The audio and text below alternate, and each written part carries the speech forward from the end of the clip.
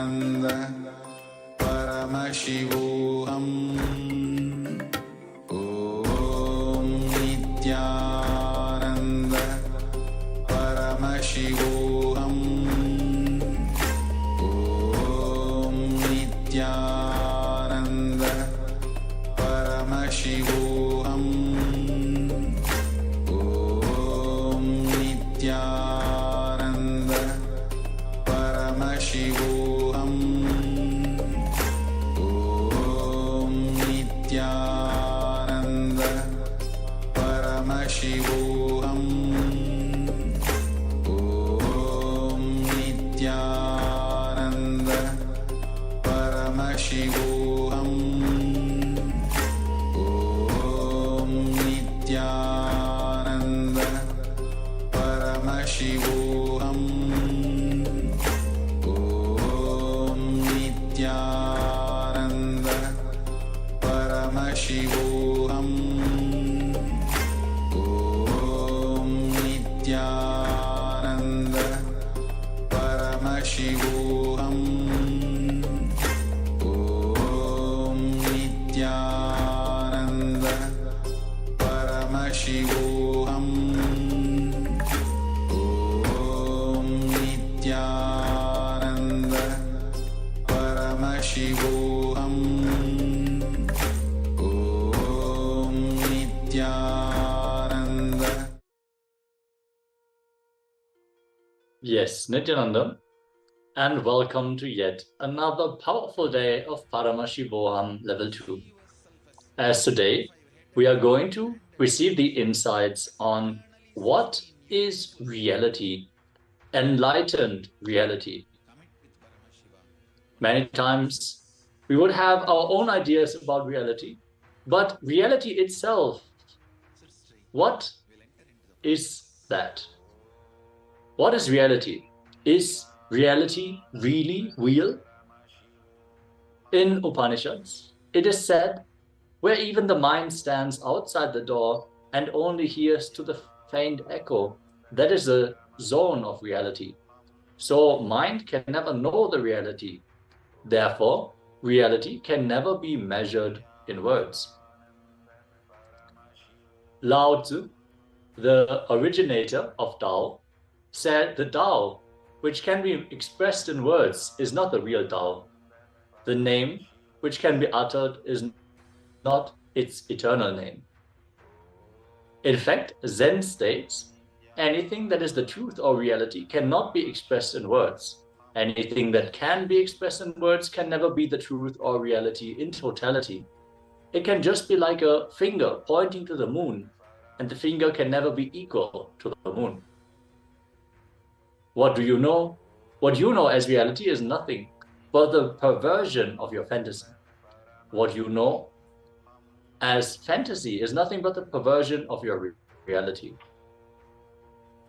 When you go beyond what you know as reality and fantasy, you see in reality which is enlightened reality.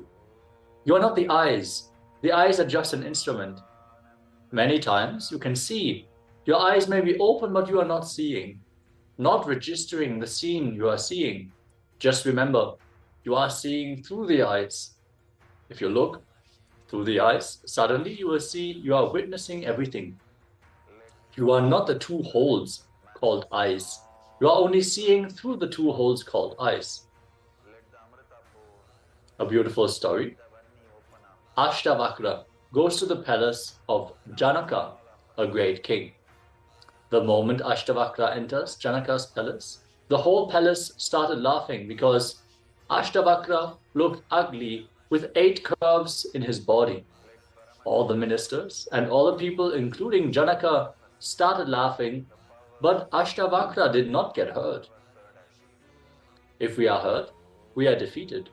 At any point, if we are hurt, we are defeated. If we become angry, we are defeated. Ashtavakra was not hurt. He was not disturbed. He was just completely relaxed. He says to Janaka, "Oh Janaka, I thought you were a great rishi, a sage. I thought you were a great enlightened person. You were a great yogi, accomplished spiritual person. but you are neither a yogi nor you have any yogis around you. You have only cobblers in your court. You have only shoemakers in your court. Ashtavakra boldly says, you have only shoemakers in your court. You need to understand this statement. It is a beautiful statement, straight away, very boldly. A 12-year-old boy, a 12-year-old handicapped boy, is talking like this to the king of the country. A handicapped 12-year-old boy, Ashtavakra, is entering into the court, and the whole court is laughing. If we were in Ashtavakra's place, we would have immediately become angry. First, our ego would have been hurt. It would have been full of anger. Next, either we would have shouted at the people who laughed, or we would have left the place, that's all. But here's a person who nobody can disrespect. Nobody can disrespect a person who lives in spontaneity. Nobody can. He has got respect for himself. Nobody can give us suffering unless we give our silent permission. Unless we allow, unless we give our silent permission, nobody can disrespect us. Nobody can hurt us. Ashtavakra is such an integrated being, such a beautiful being. He is not allowing others to hurt him or depress him. Straight away he talks with spontaneity. You have only shoemakers. Be very clear. If we become angry, we cannot use the right words, but Ashtavakra is using the right words. Cobblers, shoemakers, etc. Janaka was shocked. Ashtavakra explains, these people are seeing only my skin, not the being. Cobblers see only the skin, not the reality. When the cobbler sees an animal, he will think only about the skin, not the being. When a tailor sees you, he will only see your dress. He will measure your being only based on the dress you are wearing. When a jeweler sees you, he will first see only the jewelry you are wearing. He will judge you based on the jewelry that you are wearing on your body. He weighs you based on the gold that you are wearing. People look at things only from their angles. They have their own ideas. They have their own imaginations. Ashtavakra says, you have only cobblers around you, people who only see the skin, not the being. My body has got 8 curves, no doubt, but my being is pure, my being is straight. You can't upset a man who lives in spontaneity. You can't stop him, you can't disrespect him. Ashtavakra is a person who lives in spontaneity. He lives completely in the present moment. He can never be disrespected, nor be deluded by the ego. He is not disturbed. He is just clear about his being. And he says clearly, Janaka, you have only cobblers around you. These words really touched Janaka. Janaka understood these words. Janaka is an intelligent person, an intelligent king, a rare politician and a rare being. Being a king and having intelligence is really something unique. Janaka is a king and an intelligent being. He understood the meaning of the words uttered by Ashtavakra. He immediately comes down from the throne, touches the feet of Ashtavakra and says, please forgive me. I understand what you say. And not only that, not only did he ask Ashtavakra to forgive him, but further he puts forth one more statement. Master, O Lord, he calls Ashtavakra as master. O Lord, just from the very words I understood what you spoke was from your experience. King Janaka requested him because Janaka asked whatever Ashtavakra taught become a big help to him. It helped King Janaka to transform his life, to awaken his being, to achieve enlightenment. Only by a grace and compassion of an enlightened master, Ashtavakra, King Janaka could come out of his perception and achieve the ultimate reality. Understand? As Swamiji says, when you surround yourself with 5 drunkards, you're going to become the 6th drunkard. If you surround yourself with 5 addicts, you're going to become the 6th addict. If you surround yourself with 5 enlightened beings, you are going to become the 6th enlightened being. Janaka, the king, in his court only had those people who were superficial, not looking at the being that was standing in front of them. as Ashtavakra pointed out this fact to the king who was indeed interested to follow the spiritual path, immediately got awakened. He got this initiation. He understood that he chose the wrong people to surround himself with. And with this understanding, he immediately surrendered himself at the feet of the enlightened master, which was Ashtavakra. One more beautiful story. One day, early morning, a Zen Buddhist master, an enlightened man, he woke up from the bed. He had thousands of disciples. Suddenly, early morning, as soon as he got up from the bed, he started weeping. He started crying aloud. None of his disciples could understand because he's an enlightened man. He used to wipe the tears of thousands of people, but suddenly he is weeping. Suddenly he is crying. And you don't know what these Zen masters do. They are very famous, popular for their mysterious ways of teaching, for their untraditional ways of teaching. Suddenly, he started crying, weeping and wailing. None of the disciples could understand. Anyhow, one disciple, who is a chief disciple, he went near him and asked, "Master, why are you crying? Why are you weeping?" He said, "Yesterday night, in my dream, I saw that I have become a butterfly and started flying in our garden." But the disciple could not understand. He said, "Why? It is just a dream. Why are you weeping or crying for that now? Just you dreamt as if you have become a butterfly. What is wrong in it?" "Nothing wrong. It is, after all, a dream. Why do you weep or cry for that?" The next statement you should understand. If you understand this one statement, you will understand the whole teaching or whole class which you are going to see today. He says, "I do not know whether I have dreamt that I have become a butterfly, or that butterfly is dreaming that he has become a master and sitting in front of you." He says, "I do not know whether I have dreamt before or I am dreaming now." Understand?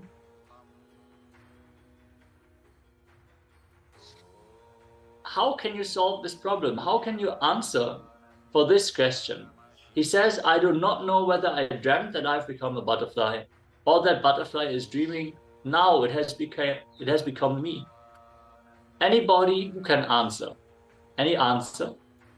Any of you have got the answer? You can be open. You can just come up. If you have your answer to this question, please share it in the chat. We are going to listen to the revelations from the Supreme Pontiff of Hinduism on why do we speak in the first place.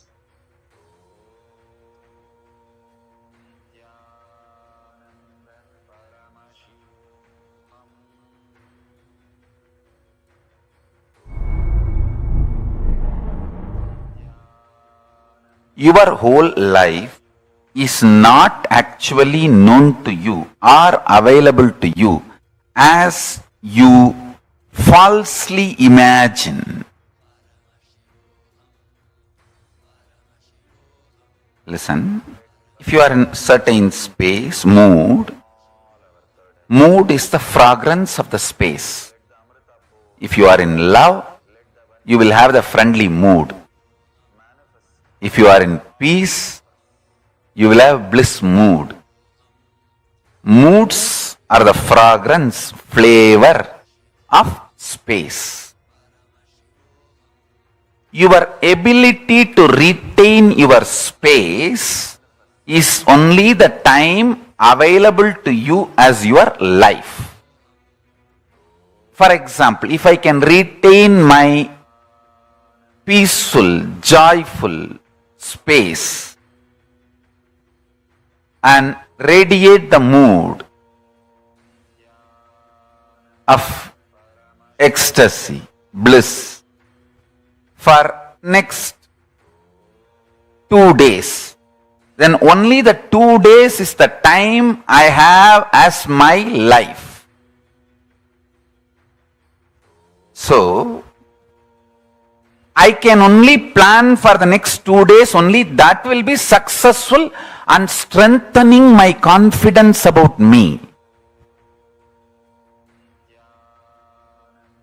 And after 2 days, then plan for the next 2 days. That is the way you consciously start building your Chidabhasa, source space of consciousness. The time-space continuum gets built consciously only with space-based sankalpas. You can handle yourself peacefully, joyfully only for next 2 days, as on now, but you try to make the sankalpa for your whole life, dumbo, loose. Then you are naturally bound to fail and strengthen your self-doubt, self-hatred, self-denial. SDHD.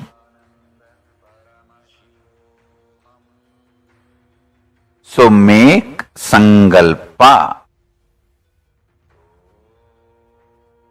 only for the time space available in your hand, in your life.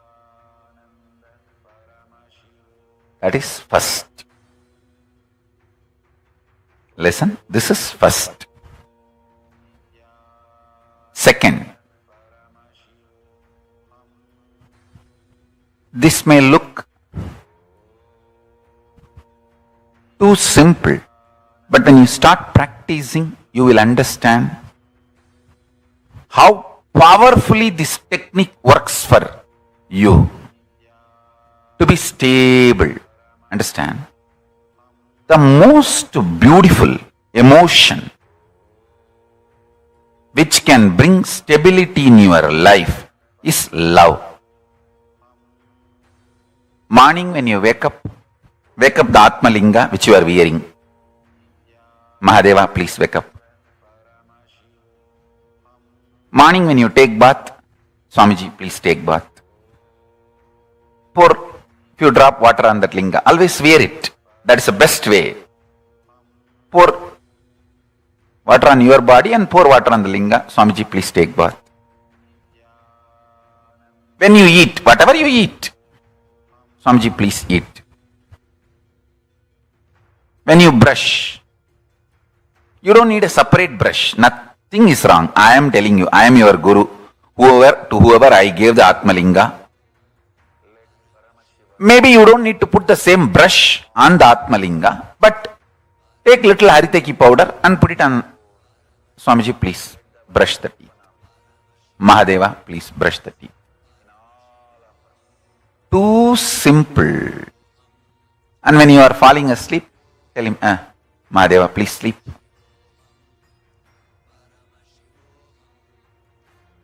Love manifests that Chidabhasa, time-space continuum in you, sweetly and beautifully. You have a special feast, celebration, anything. Mahadeva, please eat. Show to him and then eat.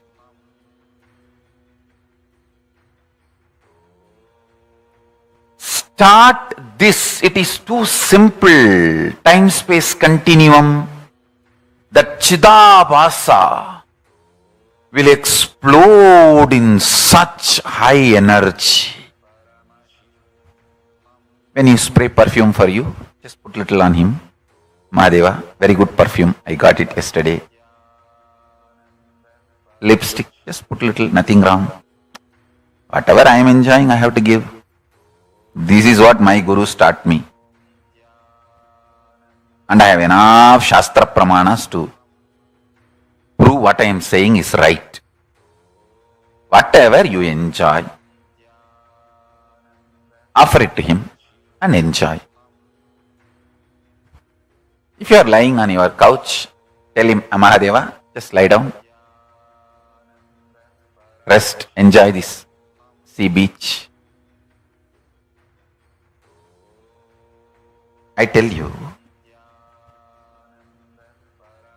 He is neither outside you nor beyond your reach. He is the source of you. When you generate a love, sweet relationship that makes your time-space continuum huge. Huge.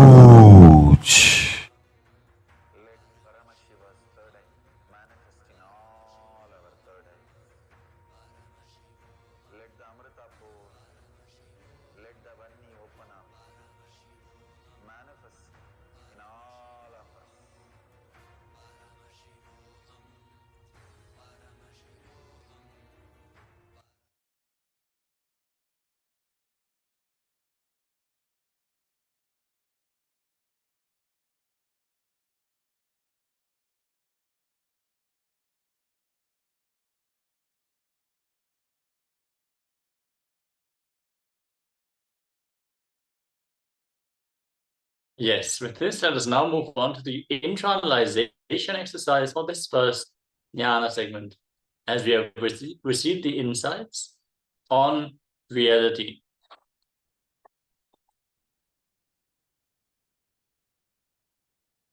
Now let us dive deeper and reflect on reality, how we perceive it, and how we might follow a false trail.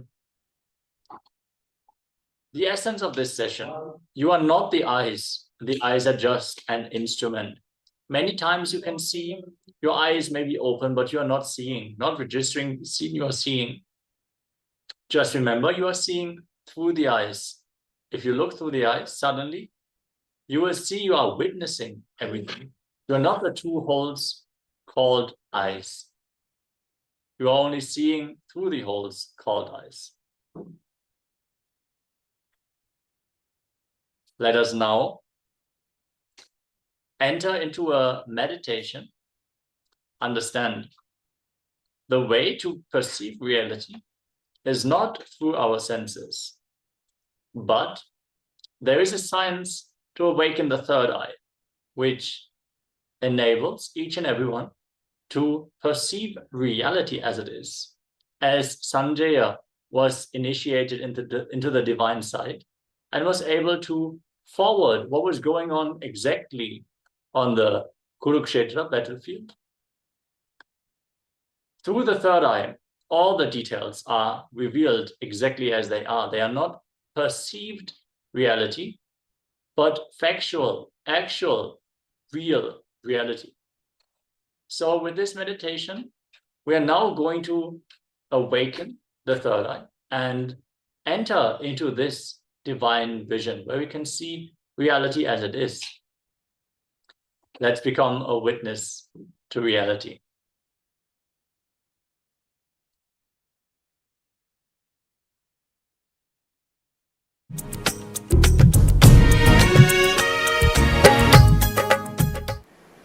I welcome all of you with my love and respects. Third eye. The techniques I have designed are most safe. To tell you honestly, I have not even designed this technique. I took it from Shaivagamas, Mahadeva's teachings to Devi.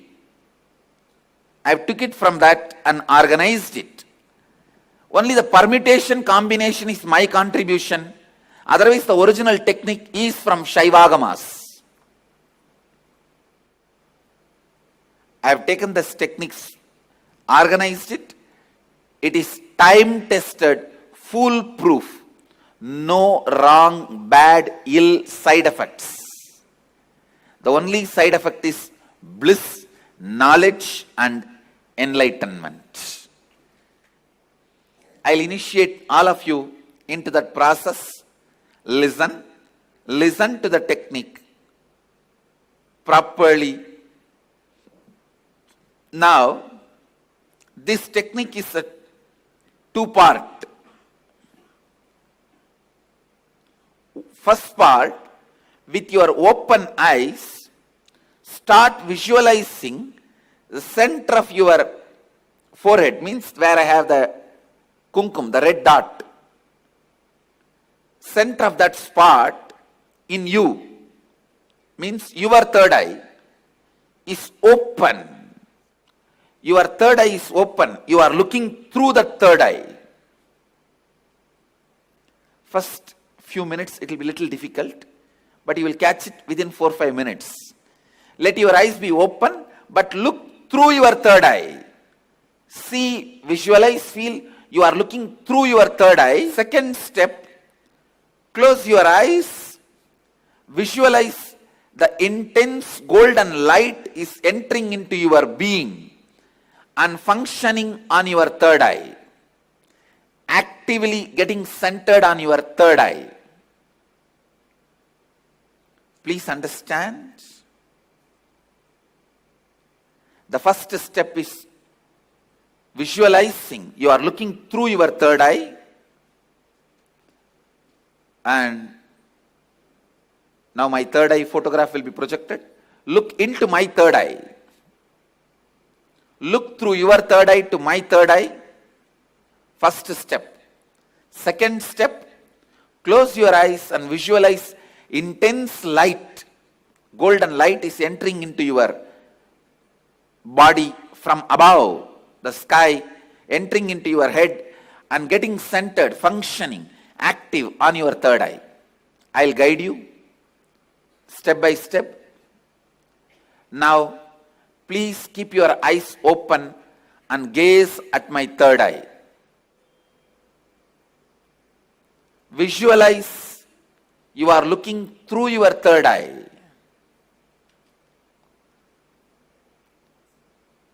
Between your eyebrows, there is a red color hole. Visualize you have a red color hole between your eyebrows, and intensely look at my third eye.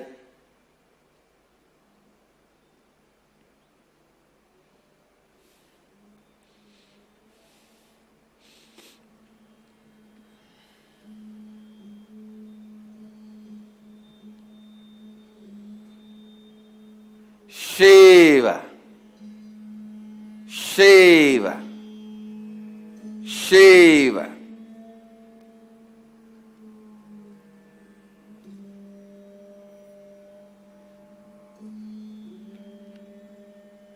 Shiva. Your eyes can be open, but visualize you are looking through the third eye.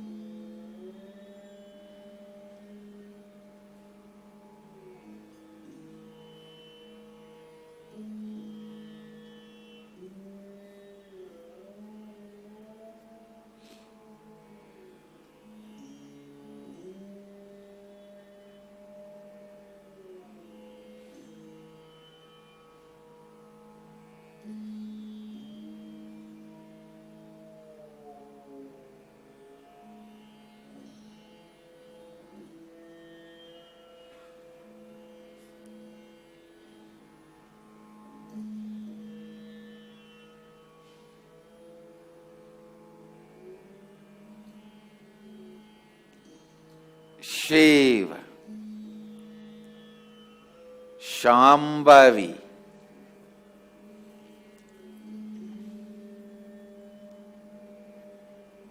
Om, Hreem, Kundalini, Kula Kundalini,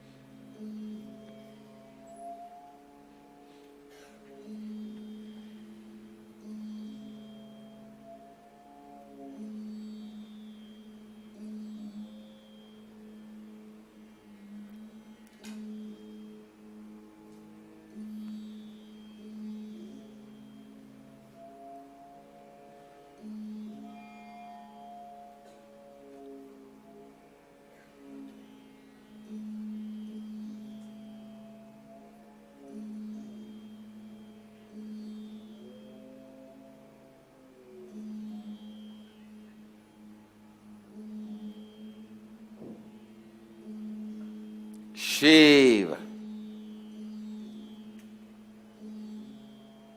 Now, close your eyes. Visualize the heavy white light, golden light is landing on your head from the cosmos and getting activated and centered on your third eye. Close your eyes and visualize the energy entering through your head and getting activated and centered on your third eye. Shiva. Kundalini, Kula Kundalini, Shambhavi, Shankari, Shiva, Shiva, Shiva, Banashankari, Banashankari.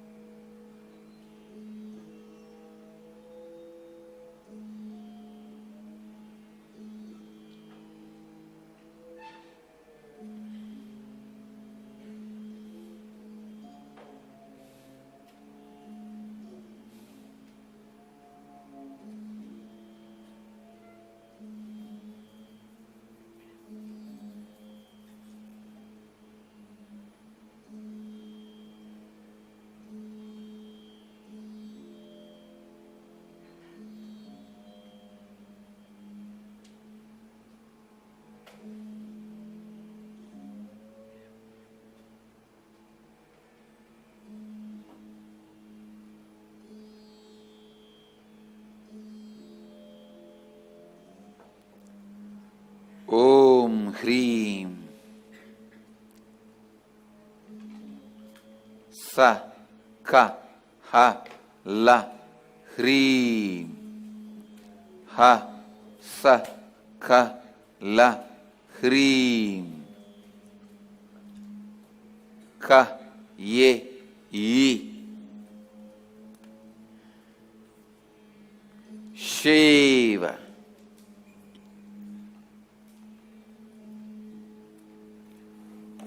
Shiva.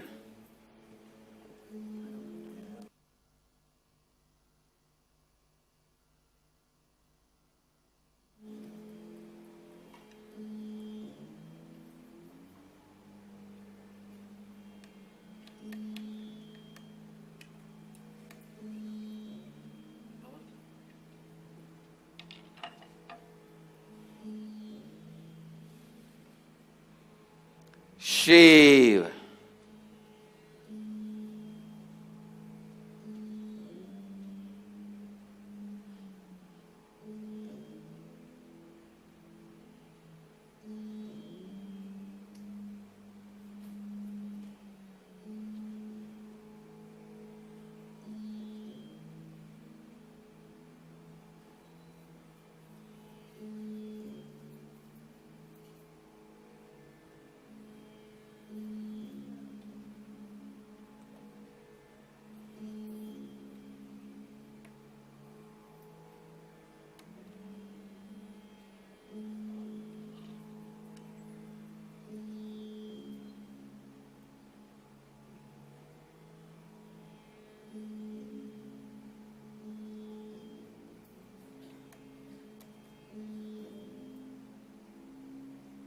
Shiva.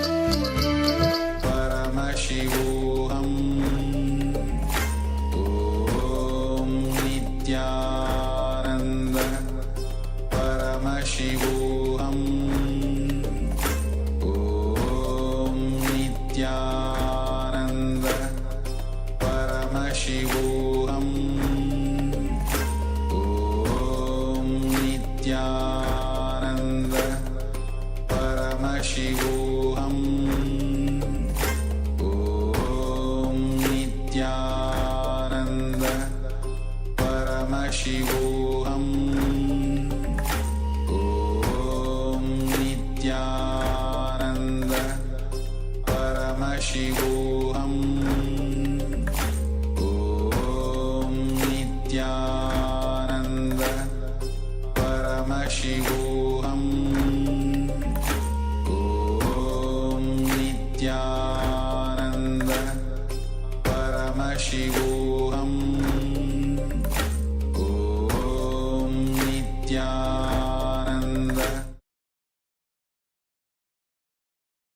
Yes, Nityanandam. After this powerful process, let us now straight away move into the next session of the day, which is going to be the power manifestation. Understand, as we are manifesting the powers of third eye, the way we perceive reality will shift more and more from our own perception, our deluded perception, where we are filtering everything, all the information we receive through our sense organs, through our cognitions, our understandings, our traumas, our pain patterns. See, a person might be using a specific word to describe us, and because we have a certain cognition about ourselves, the other person, or even only this word, we get offended and we get agitated. And every word that comes out of the mouth of that person after that, we filter it only through that anger that comes up in our inner space.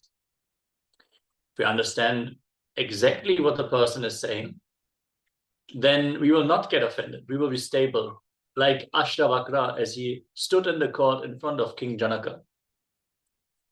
So let us manifest the powers of the third eye and establish ourselves in that unshakable state and space of Advaita oneness, the intense understanding that we are in oneness with everything.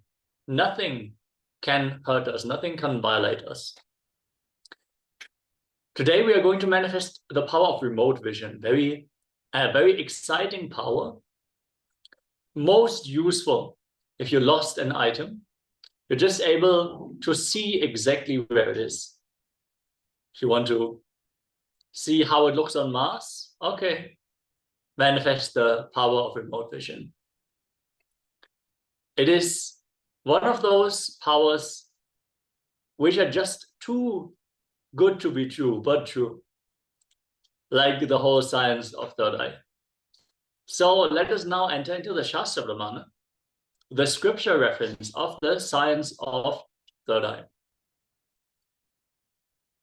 The first Pramana goes, Kapalantar manonyasya tishtan milita lochanaha kramena manaso dartyad lakshaye lakshamuttamam.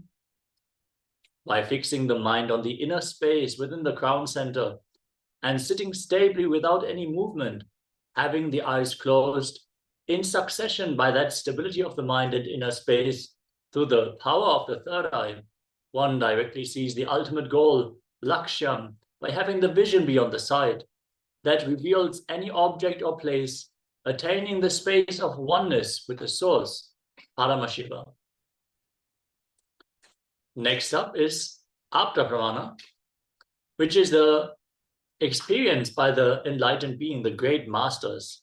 In this case, it is the experience from Mahavishnu himself, as he foresees the manifestation of Kartikeya from the third eye of Paramashiva by using the third eye vision himself.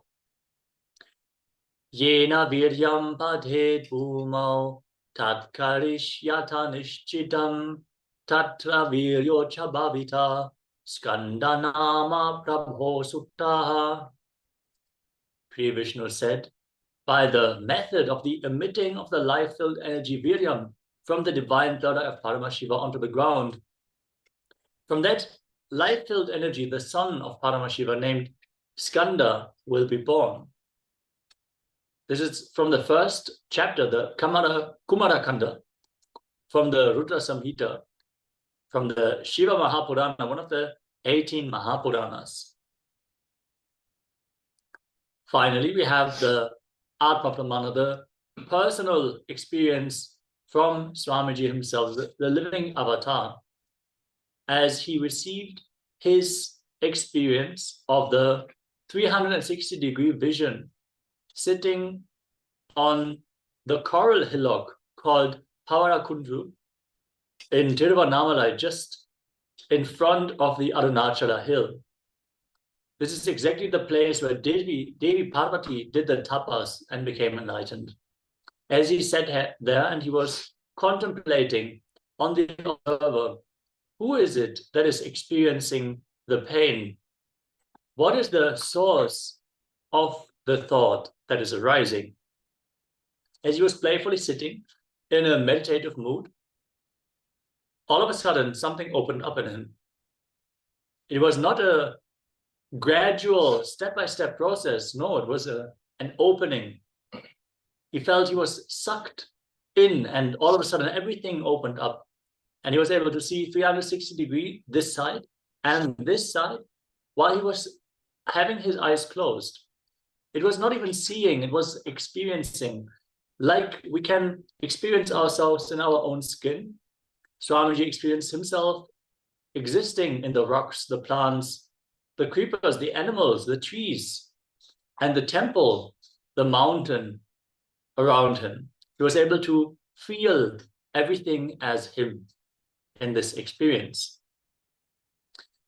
Finally, we have Sakshi Pramana, which is a personal experience by the devotees who applied the science that was given by the Supreme Pontiff of Hinduism. We are going to share a picture here. It is just too beautiful how this devotee has manifested this power. See, in this power manifestation, they manifested third eye reading of cards. Swamiji showed what was on the card, and I drew it while the card was not visible. Here was shown a mouse facing forward and a pair of boots. When I turned the card over, I saw it was what I had drawn. And see very beautifully, it is exactly as has been drawn by the disciple. Like this, we would like to request all participants for today's power manifestation. Make sure you set up a camera that can be even your phone camera. If you have a timestamp function available, that would be optimal. You can download a timestamp camera app for that purpose. Understand, if you record yourself manifesting the power successfully, you will have footage, personal experience that you can share with your friends and family to show them, enrich them about the science of power manifestation. You can also share it on your social media handles if you want to enrich even more people about the science of third eye. Without further ado, after having covered the pramanas, the references which verify the validity of this science, let us now settle down in a comfortable meditative space. We request all the participants to please have an eye band ready, as we are going to, before we enter into the power of remote vision, manifest a round of blindfold reading. This is always the first step on the day. We're going to manifest blindfold reading. So you can have if you have an eye band, that's optimal. But if you have any opaque cloth that fully seals your eyes so that no light can fall into your eyes, that is just perfectly fine as well. Make sure you switch on your cameras. This is one of the security measures of the KAILASA's National Security Agency. Please follow along with our security guidelines. Be on camera and record yourself as you manifest this power.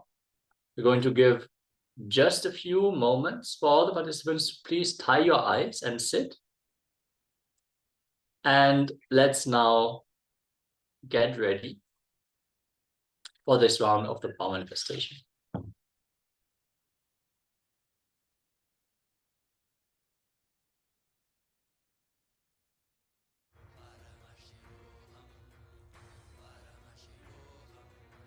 Let Paramashiva's third eye manifest in all our third eyes. Let the Amrita pour, let the Vanni open up, manifest in all of us.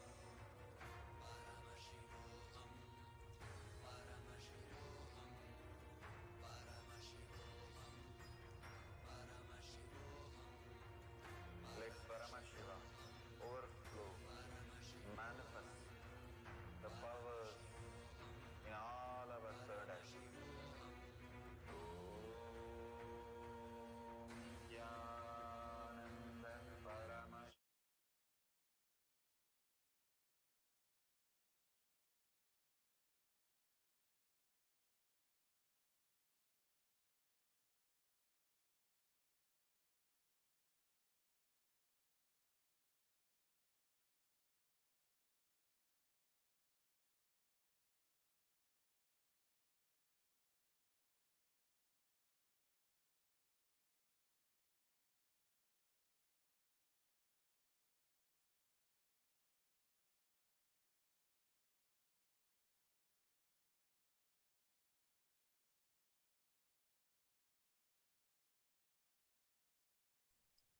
Yes, now that the participants have tied their eye bands, let us now sit in a meditative space of oneness with Paramashiva, with Swamiji.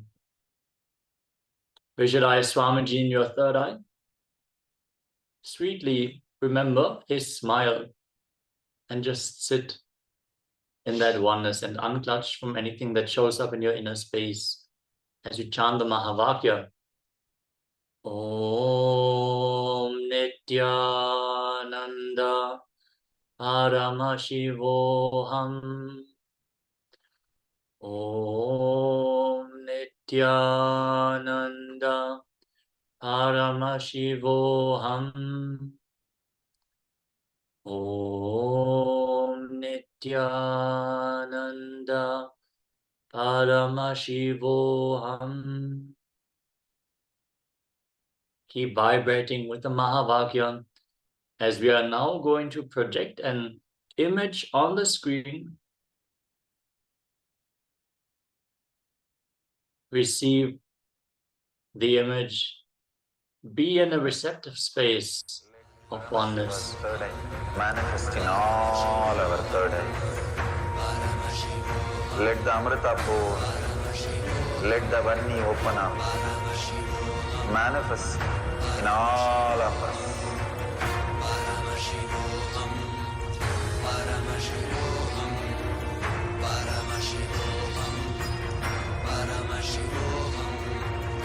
Let Paramashiva overflow, manifest the powers in all our third eye. Om Jnananda Paramashivoham. Om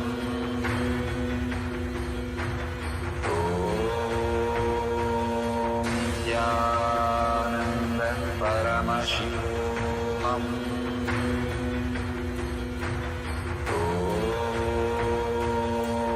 Jnananda Paramashivoham. Om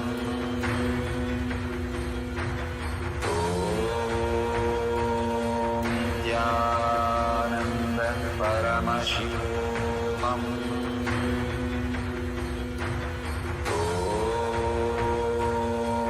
Jnananda Paramashivoham.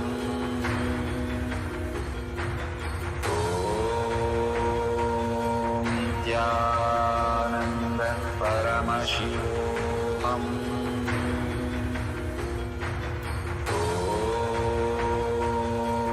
Jnananda Paramashivoham. Om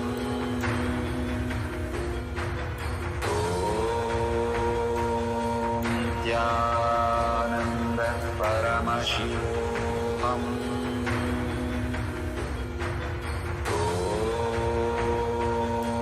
Om Nityananda Paramashivoham. Om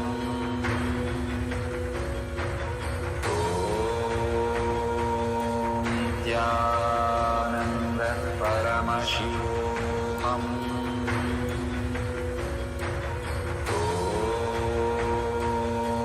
Nityananda Paramashivoham.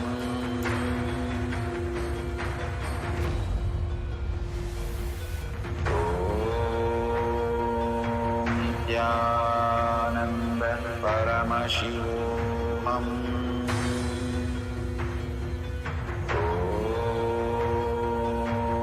Nityananda Paramashivoham. Om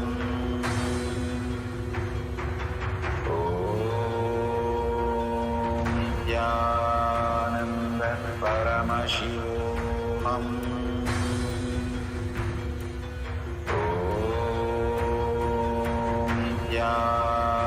Nityananda Paramashivoham. Om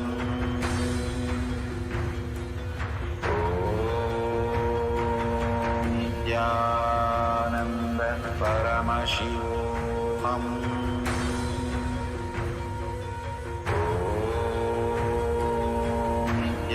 Nityananda Paramashivoham.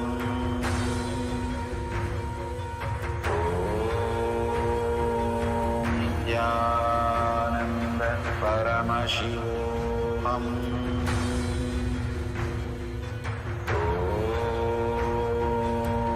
Nityananda Paramashivoham. Om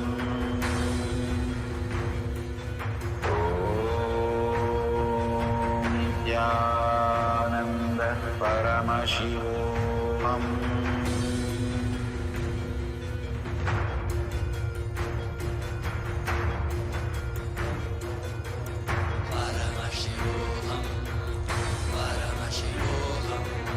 Let Paramashiva's third eye manifest in all our third eyes. Let the Amrita pool, let the Varni open up, manifest in all of us.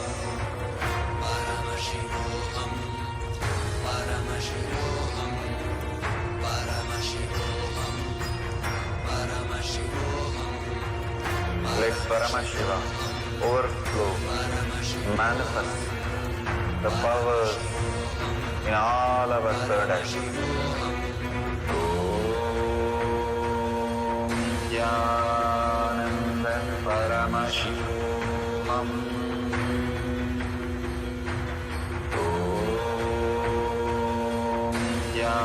Nityananda Paramashivoham.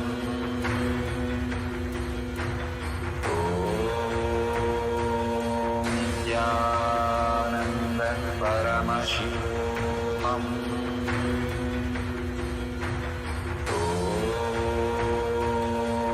Nityananda Paramashivoham. Om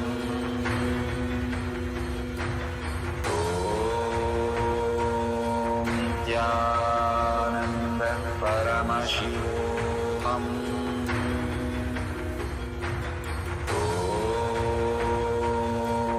Nityananda Paramashivoham.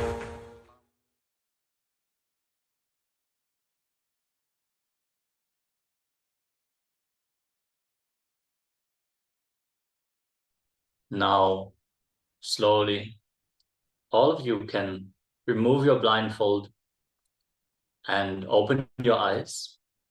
Start to pen down anything that was revealed in your inner space. Be as elaborate as possible. Understand, sometimes the revelations, they don't come in the form of pictures. Some people, they receive it in the form of sound or smell, even taste. Sometimes it is just a loud thought in your inner space. You just know what is there. It is not that you visually see it at first.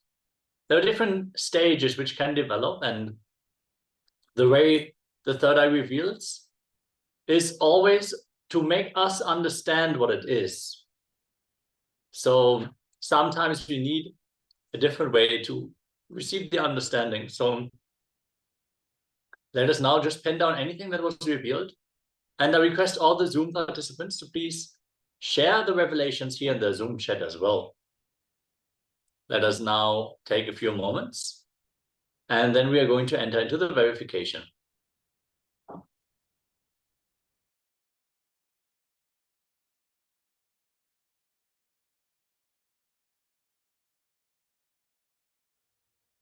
In all our third eye. Nityananda Paramashivham.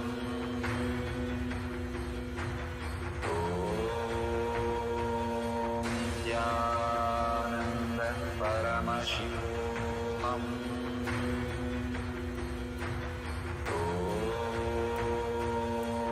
Nityananda Paramashivham.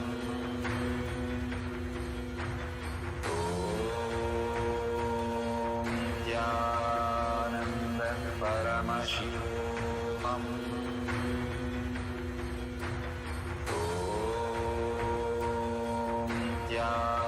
Nityananda Paramashivham. Nityananda Paramashivham.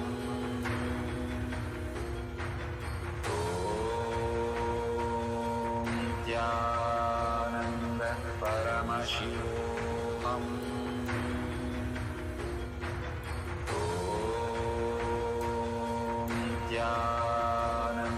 Nityananda Paramashivham. Nityananda Paramashivham. Nityananda Paramashivham. Nityananda Paramashivoham. Nityananda Paramashivoham.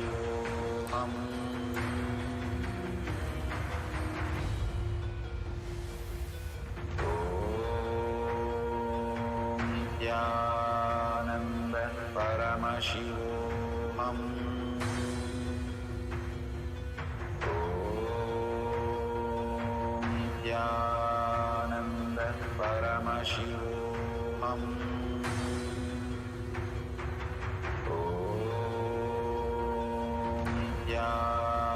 Nityananda Paramashivoham.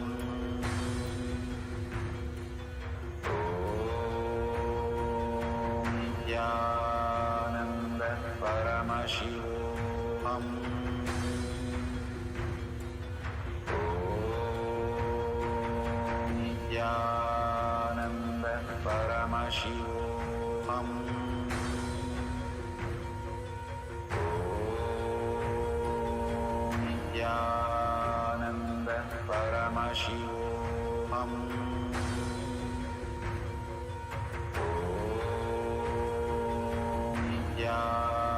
Nityananda Paramashivoham. Nityananda Paramashivoham.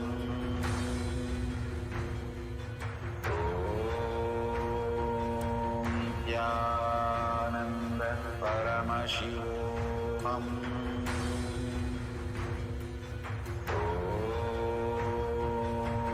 Nityananda Paramashivoham.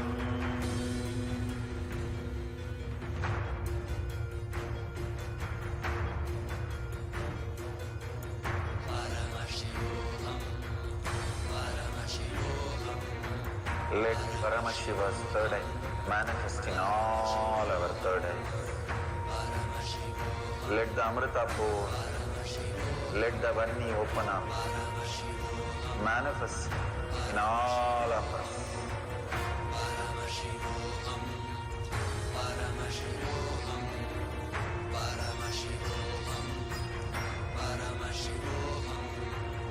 Let Paramashiva overflow, manifest the powers.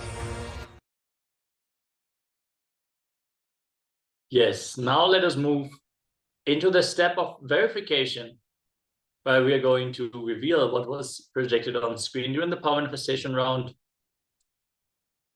As you can see, the beautifully decorated Nataraja deity with the flower garlands, so many beautiful flowers, different colors, so many things which could have been revealed in your inner space.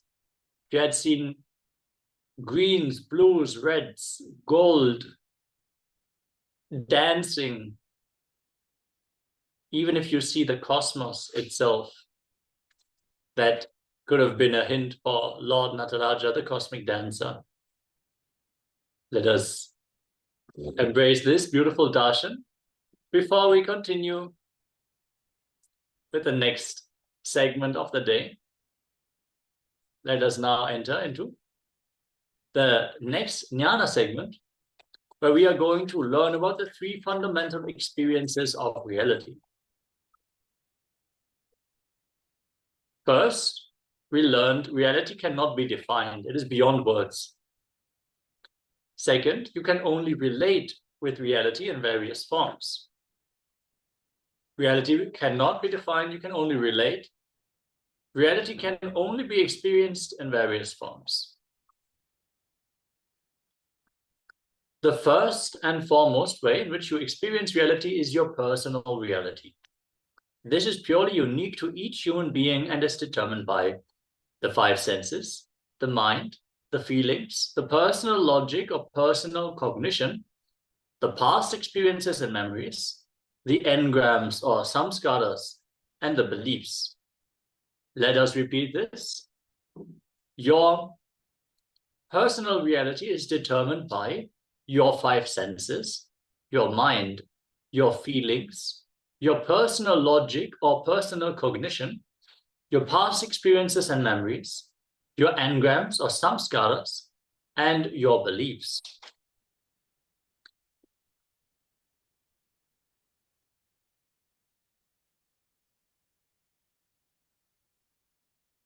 These can also be described as your knowledge, your intuition, your gut feelings, your thoughts, your emotions, your moods, your intuition, your hunches.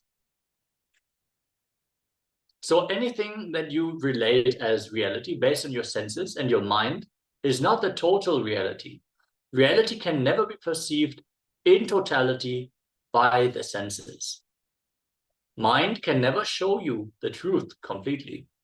Every perception, every concept, every idea of your mind is established in duality and hence cannot be the basis on which you can grasp reality fully.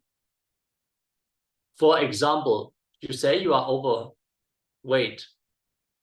Don't say you are overweight. Just say that you are 70 kg weight. There is a huge difference between being overweight and having 70 kg of body weight. Here, overweight is the lens through which you view yourself and believe as real. The idea of being too heavy, too fat, not slim enough, all these are relative perceptions and they carry so much of incompletion with them. What is the factual reality? You are 70 kg of weight. What is your reality is that you are overweight, that you are not good the way you are. In enlightened reality, there is no space for fantasy reality, reality-based fantasy, fantasy-based reality. Fantasy-based reality is deities. Reality-based fantasy is theme parks. Reality-based reality is enlightened reality. Fantasy-based fantasy is your dreams. The reality-based reality awakens in you when you understand neither reality-based fantasies and fantasy-based realities and reality does not lead you to reality. The reality, fantasy, fantasy, reality fantasy is all finally your reality fantasy, leading you from fantasy reality to reality fantasy. Finally, only when you drop everything, the reality expresses itself beyond reality. There was a lot of words that are repeating, but let us understand the depth of this revelation. So many times we are projecting our reality based off our fantasy, or we are creating our fantasy based on what we experience. Sometimes we build our fantasy even based on what is actually reality. But ultimately, we need to go beyond all these concepts to experience the real reality. When we withdraw from the senses, when we drop all our ideas, our cravings, our desires, when we go beyond all these concepts, only then the reality can even open up in us. Let us now receive the words from Swamiji himself as we learn about the reality of reality. Nidhi from Vizag, who's asking, Dear Swamiji, is there such a thing as objective reality, or is the world nothing but a reflection of my perceptions? Can you also give me some signs to distinguish between reality and fantasy? Nidhi, first thing you need to know, whatever you understand as reality, the dimensions like a size, shape, quality, your association of good and bad with it, all that, even one quality does not exist in objective reality. Please understand. If you think this is wall, this is not wall.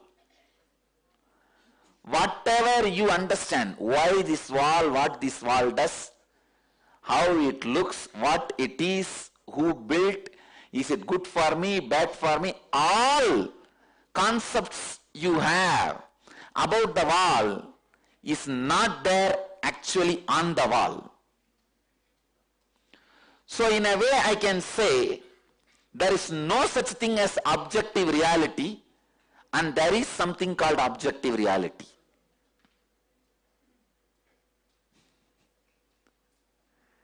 There is no such thing as objective reality is also true. There is objective reality is also true. Understand? I tell you there is no such thing as objective reality because anything you see, you perceive, does not exist as you perceive. And I tell you there is objective reality. Why you know? Because you may be liberated from this wall, but the other person who is not liberated will continue to see this wall as objective reality. Because of that, I tell objective reality exists. But I tell you, for you, objective reality does not exist. So, the right truth, objective reality does not exist for you, but the objective reality exists for the objects you see in objective reality. But as the objective reality does not exist for you itself, how can the objects you see in the objective reality can be objective reality for you? As the objective reality perceived by you itself is not reality, how can the objective reality perceived by the objects which you perceive in the objective reality can be objective reality for you?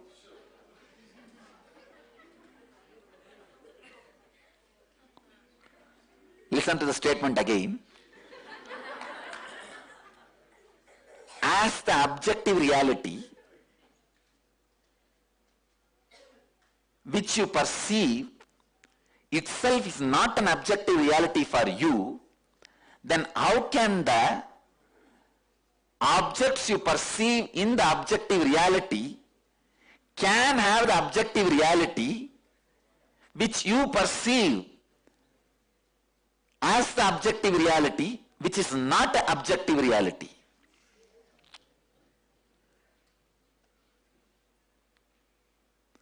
So, what you know as reality is nothing but the perversion of your fantasy.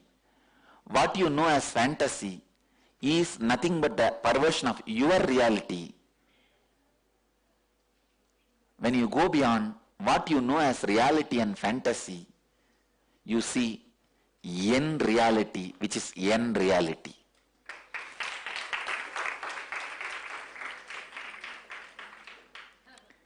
In enlightened reality,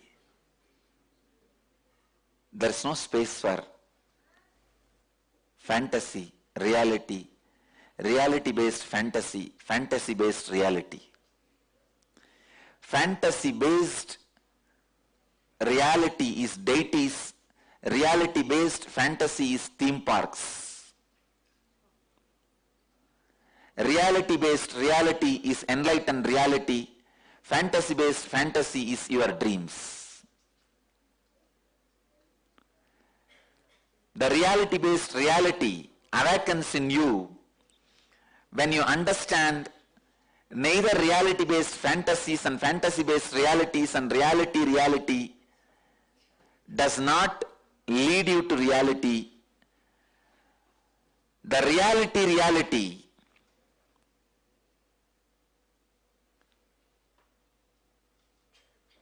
fantasy reality, reality fantasy is all finally your reality fantasy leading you from fantasy reality to reality fantasy. Finally, only when you drop everything, the reality expresses itself beyond reality. Let you all achieve, experience, live and express, radiate, share and explode in eternal bliss. Nithyananda. Thank you.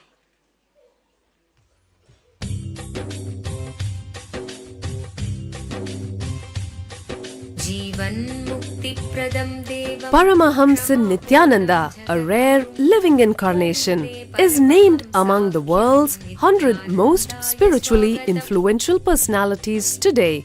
Paramahamsa Nithyananda has been placed alongside Dalai Lama, Nelson Mandela, Oprah Winfrey, Paulo Coelho and others by Mind, Body, Spirit, the world's top esoteric magazine from Watkins, London's oldest and largest bookstore.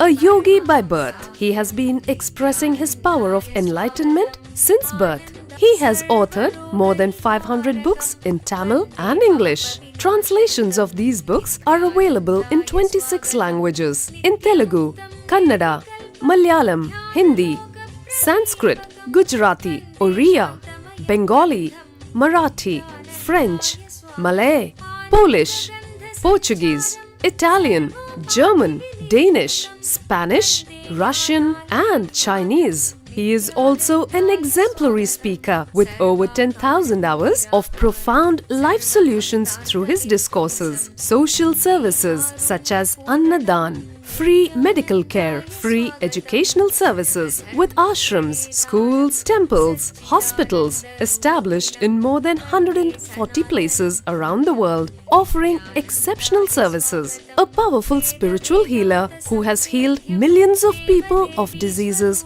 from migraine to cancer. A Kriya Yogi who has formulated Kriyas for physical health and mental well-being, benefiting thousands. A living master who offers practical solutions for our everyday problems. He is the founder and spiritual head of Nithyananda Dhyanapitham, a spiritual powerhouse who has revived the sacred Vedic tradition by establishing Vedic temples in places like Los Angeles, San Jose, Seattle, Toronto, Ohio, Oklahoma, Phoenix, St. Louis, Malaysia, Brazil, Paris, Guadeloupe, Dallas, New York, New Jersey, Atlanta, Calgary, Vancouver, Singapore, and places in India like Bengaluru, Hyderabad, Tiruvannamalai. A spiritual guru for 10 million followers, an incarnation who transmits the highest spiritual energy through initiation, a contemporary yogi who has revived the Vedic science of yoga worldwide through thousands of yoga centers, an adept in Ashtamahasiddhis, mystical yogic powers, who has effortlessly awakened the Kundalini of thousands and graced them with spiritual powers, a dynamic young guru who is an inspiration for thousands of youngsters, India's most watched spiritual guru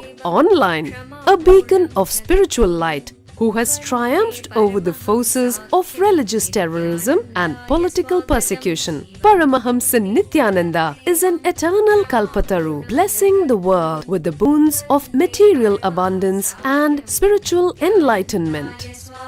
He is the 293rd Pontiff of the world's most ancient Hindu organization, Madurai Adinam.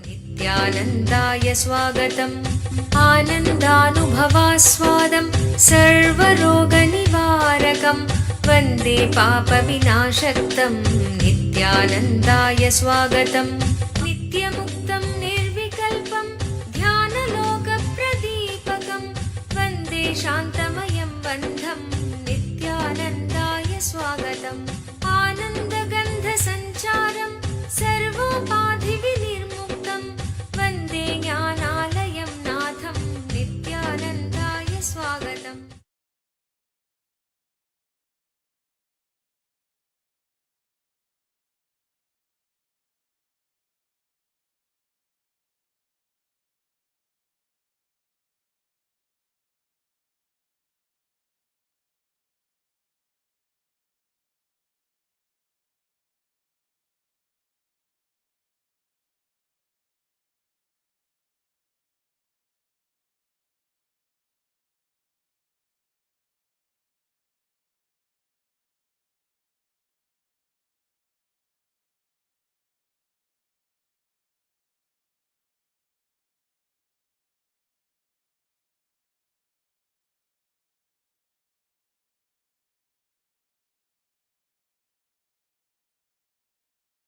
Yes, Nityanandam.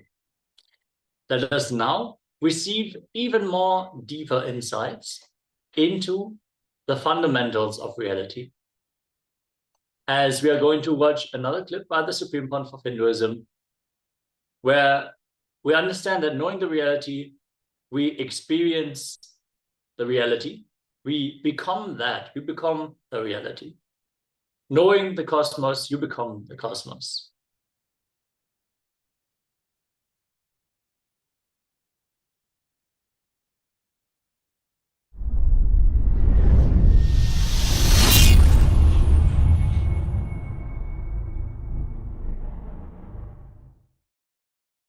By understanding the gravitational force principle, electromagnetic force principle, weak nuclear force principle, strong nuclear force principles of Tapologa, you start manifesting that same principles and consciousness in your being.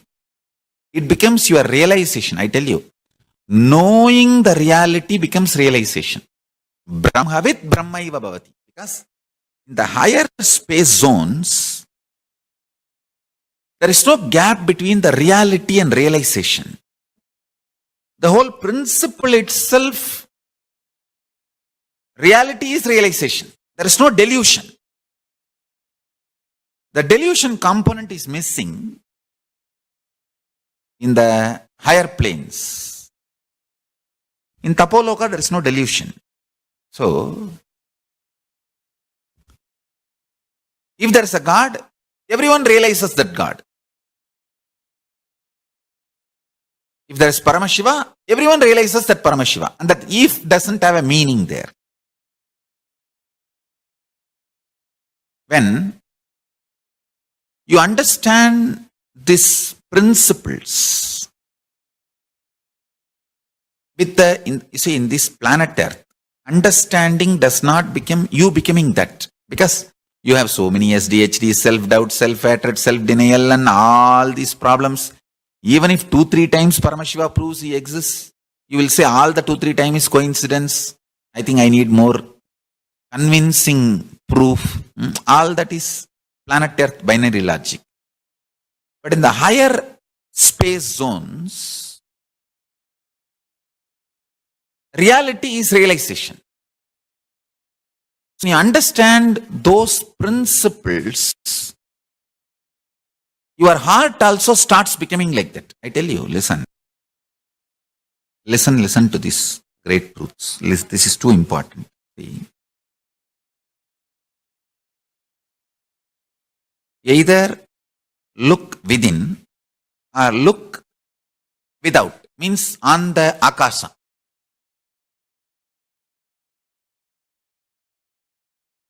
In the night time, try this, the little summer night time, so that you don't feel cold. Or you don't even need to come out of your home, even sitting inside the home, the window, you can do this.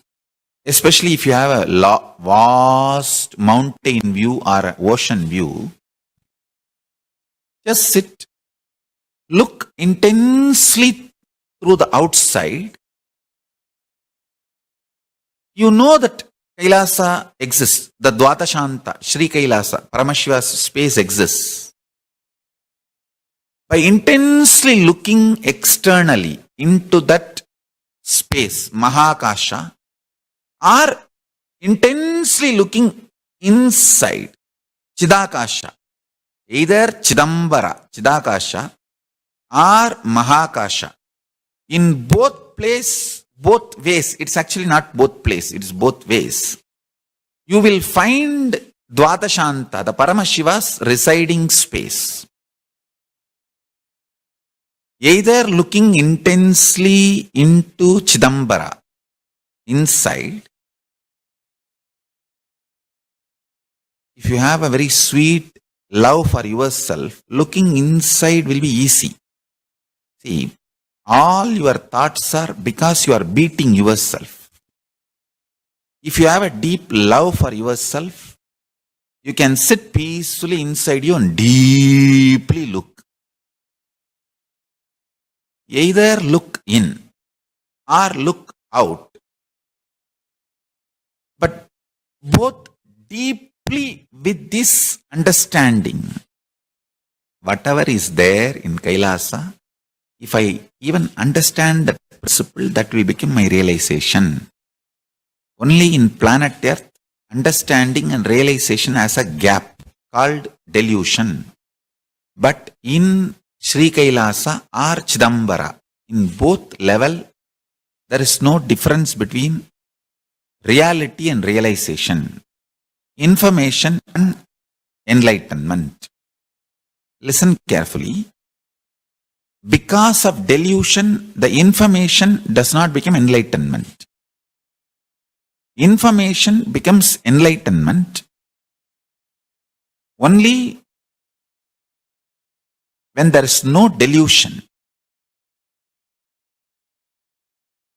So do not need to have, you don't need to have delusion which stops information becoming enlightenment. In that space, the higher space zone, because there is no delusion, the information becomes enlightenment just even if you are informed. With this understanding, if you look out into the Mahakasha, Mahakasha is the space you can see with your intense eyes. If you look at the stars and try to look beyond stars, the eye, which is using your EYE eye, which is using your EYE eye, is capable of penetrating beyond the stars and see the Mahakasha. You need to know that. I don't care about the trolls. Trolls can troll about it. But I am telling you, all my disciples understand the eye. Your existence, which is using this eye, EYE eye, can penetrate the Mahakasha and see Dvatashanta, the Paramashiva's residence, residing place. We are capable. And Paramashiva has given that capacity to us. And see, we are hardwired to have Paramashiva's darshan. Paramashiva is not a sadist guy, that he did not equip you or he did not give you enough tools and he is only giving you the desire to have his darshan. No. He gave all the tools, all the equipments, everything needed for us to have his darshan. Then he is giving the desire to have his darshan, and then he is giving the knowledge to have his darshan, and then he is giving initiation to have his darshan, then he is giving inspiration to have his darshan, then he is giving enlightenment itself to have his darshan. Understand? So he is not sadist. He is extremely loving being.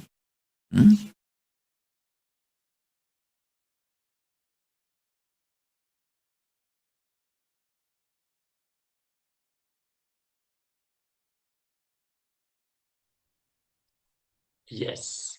With these powerful revelations, we now come to the end of this session on the fundamentals of reality. And we move on to the intra exercise, the internalization. What is internalization? When we receive information, it is only stored in our length dimension. It is only intellectual knowledge, which we can repeat based on how well we listened. The next step will always be to apply the knowledge to what we already know, we already believe, the way we behave, the way that our thinking flows. If we apply the knowledge that we received, all of a sudden it becomes part of our asset. We can try to play with it and utilize it in our day-to-day life. Once we have that experience, it can simply sink into our depth understanding from where we make all the decisions of our life. So let us turn dry information into something more tangible, something more applicable for ourselves, as we dive into the three fundamentals of reality.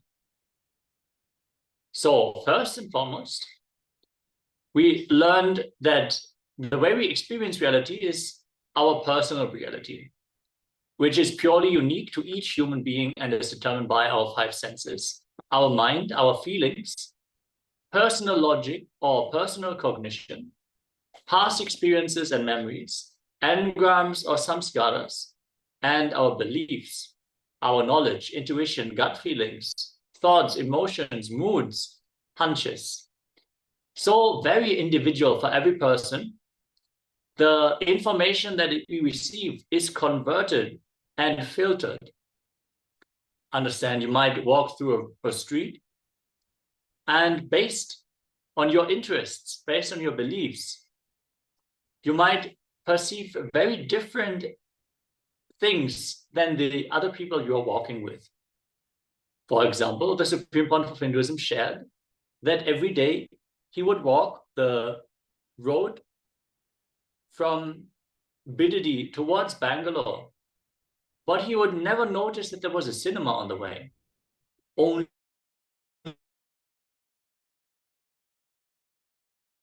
once one person pointed out that there was a cinema. First, he couldn't believe that there was a cinema because but then the next time he walked, he realized, yeah, there is a cinema, which he has never noticed because his interest was never in cinema. All the temples he could name, all the shrines on the way, he would know where they are and even the people who are worshipping there. But the cinema would never fall into his eye because it was not part of his cognition at all. Like this, a person who is interested in clothes, in styling and fashion, they would know all the fashion labels, the fashion shops in a particular place where they stay. And they would know what kind of dress you could get where. The same way, a person who is interested in cars, they might know all the cars their neighbors are driving and understand exactly what is that brand, what is the model, maybe even what year it is from. These details only open up based on our individual perception, our knowledge, our interests, and so on. Let us now enter into a small exercise. Identify and write down the top 10 limiting reality statements you make about yourself related to any aspect of your life, such as wealth, health, relationships, etc. For example, I'm always unlucky. I am not good looking. Understand, as we learned earlier, there is a difference between reality and our perceived reality. Like the example that the body weight is 70 kg and your perception is that you are overweight. Understand, in reality, you might have had incidences where you could have been luckier, but that doesn't mean that you are always unlucky. Creating this idea, this concept in your head, or you are always being scolded for your mistakes. You always face the same issue. You're creating a time shaft. You're creating a thread which is not there. You're creating a fantasy about the reality based on the experience and the judgments that you arrive at. You create a fantasy reality which you perceive as real. And then you start creating your reality based on that fantasy. So let us break the 10 limiting reality statements that we are now going to pen down. Let's get ready. We're going to have a few minutes for this exercise. Everyone, please get your pen and paper and start penning down.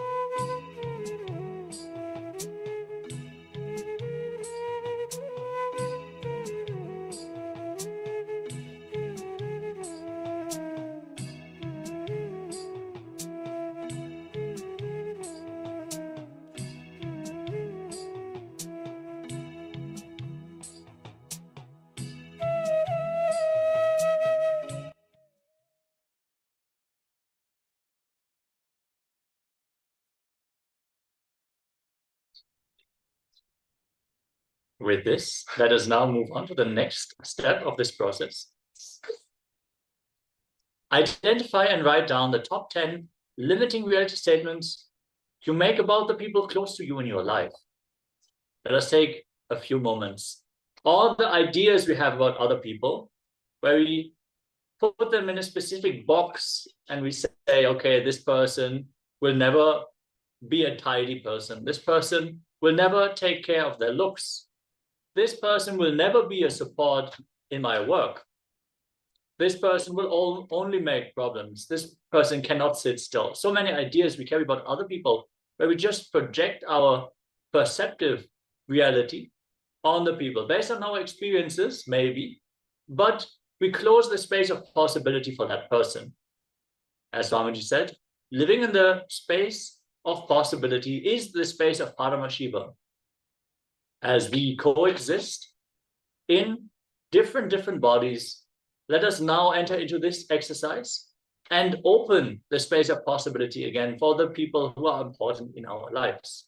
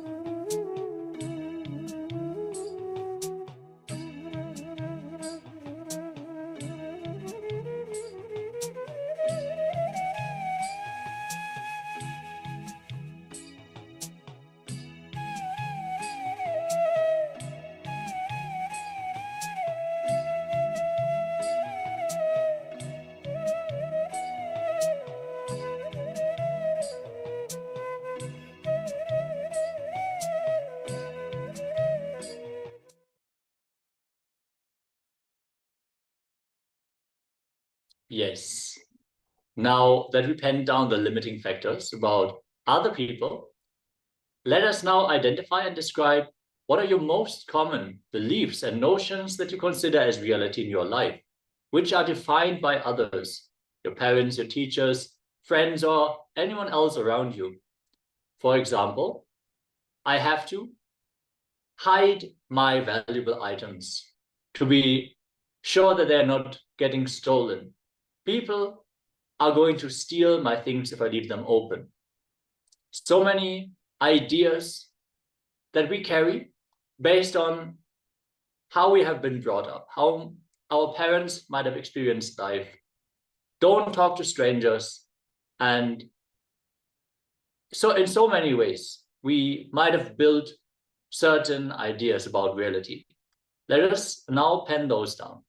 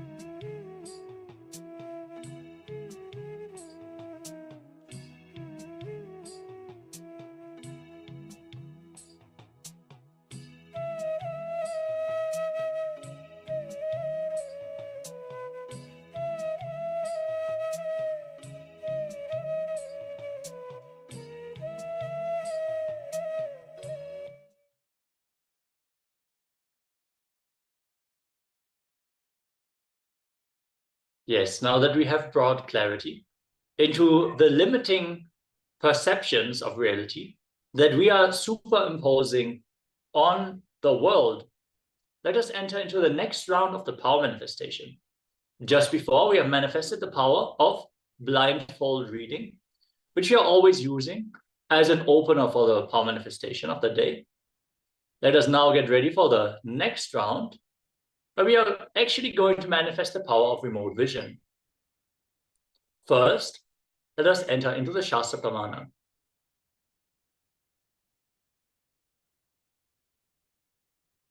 From the Vijnana Bhairava Tantra, Sutra 92, Dharana 69, Vyumakam Swam Atmanam Dhyaye Digbir Anavritam Nirashraya Chiti Shakti Swarupam Darshaye Tada. Concentrate and cognize with restful awareness on oneself in the form of a vast, etheric space or sky, Vyomakara, which is limitless in any direction whatsoever. Thus, the Chitti, Shakti, the power of consciousness, freed from all support, reveals and manifests herself as the form of one's essential nature, the self. Wow, what a powerful Shastra Pramana. As we are entering into the Apta Pramana, the authorities of Hinduism, the Vedic rishis and scientists who time-tested and verified the science of third eye. In the Mahabharata, the king Dhritarashtra, the charioteer of the king Sanjaya, was bestowed cosmic vision. O king, Sanjaya will describe the battle to you. Nothing in the whole battle will be beyond this one's eyes. Endued, O king, with the cosmic vision, Sanjaya will narrate the battle to you. He will have knowledge of everything, manifest or concealed, happening by day or by night. Even that which is thought of the mind, Sanjaya shall know everything. He got the blessings and he got initiated into the power of the divine vision to inform the king about all the happenings on the battlefield. Understand? As we described earlier, the power of the third eye does not reveal just the image, just the scene. It reveals the truth as it is. Anything which is required to understand the context, the details, the hidden truths, and the reality as it is revealed through the third eye.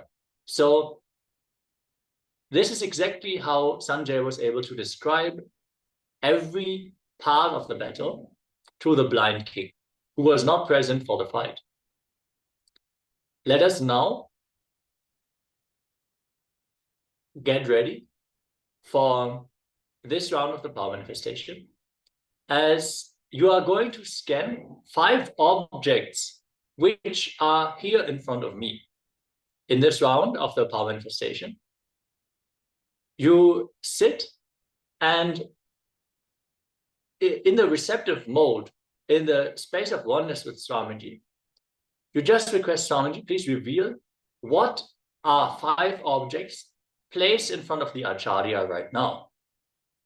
As you have the permission to receive this information, just sit, connect to Swamiji in your third eye, visualize the sweet smile of Swamiji in your inner space as we chant the Mahavakya continuously, and just enter the receptive mode. Don't judge anything that you see.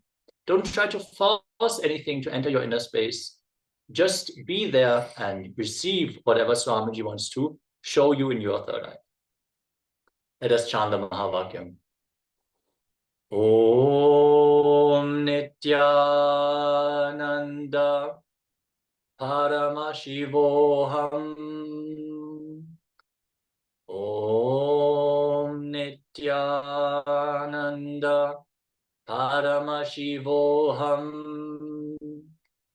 Om Nityananda Paramashivoham. Keep vibrating with the Mahavakya and scan the space in front of me for 5 objects.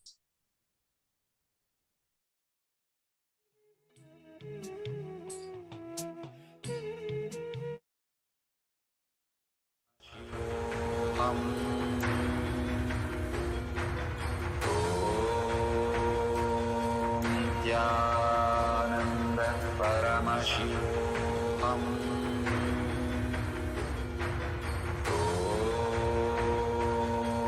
Nityananda Paramashivoham.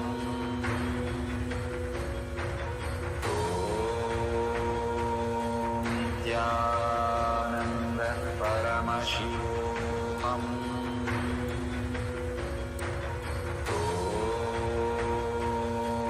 Nityananda Paramashivoham.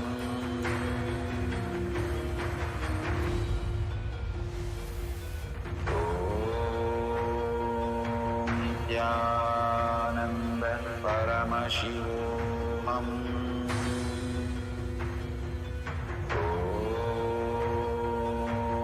Nityananda Paramashivoham.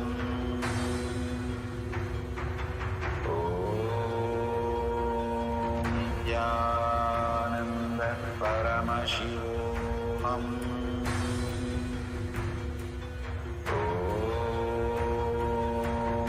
Nityananda Paramashivoham. Nityananda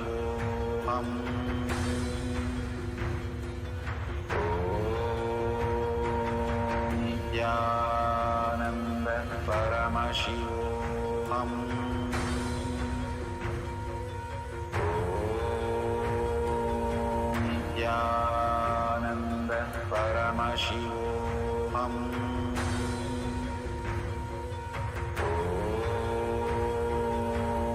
Nityananda Paramashivoham.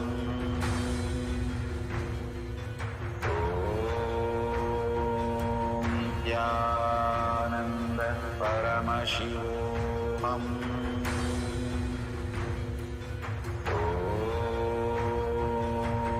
Nityananda Paramashivoham.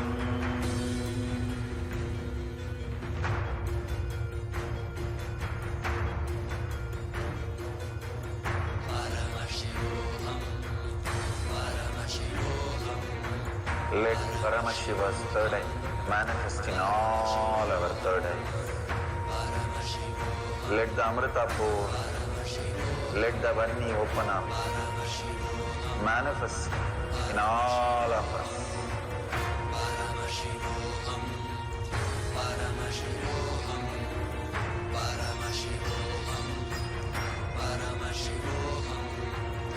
Let Paramashiva overflow, manifest the powers in all our third eyes.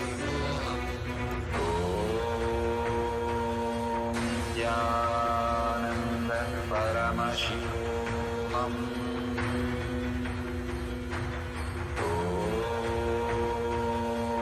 Nityananda Paramashivoham.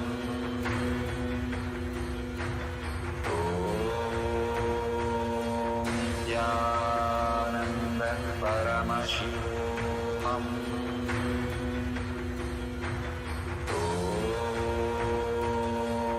Nityananda Paramashivoham.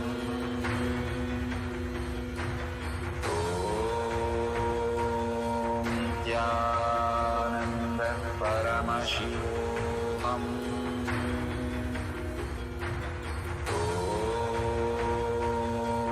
Nityananda Paramashivoham.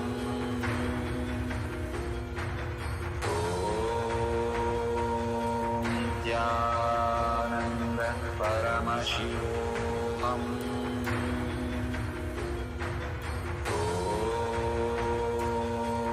Nityananda Paramashivoham.